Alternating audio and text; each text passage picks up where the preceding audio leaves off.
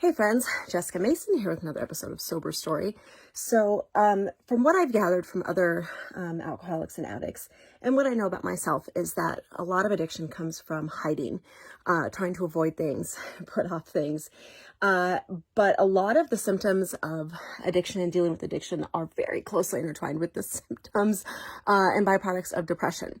And I think that when we start the discussion of mental health awareness and addiction awareness, that they have to acknowledge one another. They just can't, coexist separately.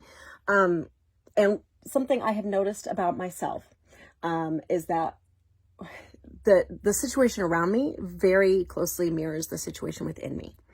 I work at different locations. I don't have a home base. Plus I'm quarantined at, somebody else's house, which I guess I live here now. So I'll go and do one of my many jobs, and then I'll come home and I will drop the luggage, the material from that, and it accumulates. And I've gathered it together into my home studio so that I can go through it. And that's when I've really realized that, man, I have been really depressed because I have bags upon bags of things that, like, each one of these is a different event. And that's this side of the room. Like it surrounds me. And each pocket of things is, this is from 2 weeks ago. This is from this weekend. And I take out what I need and I move on, and nothing ever gets sorted. Everything ever gets finished. It's a bunch of, started tasks. And it is very symbolic of the chaos that I felt within me. That I just didn't have the energy, mentally, physically, spiritually, emotionally, to deal with any of it.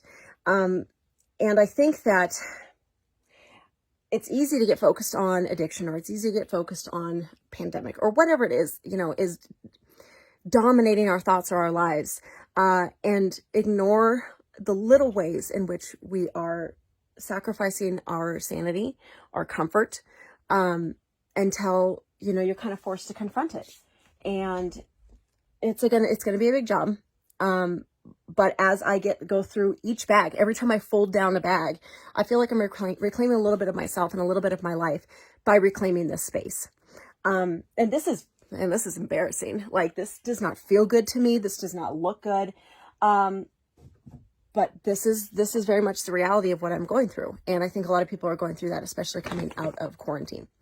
So this is the conversation that we're having today. So whatever is in front of you when you wake up, this is your challenge. Clean that space.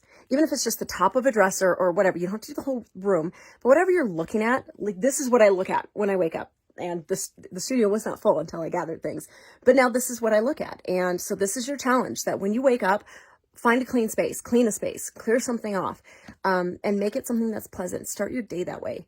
And I will post pictures when I'm done, because accountability.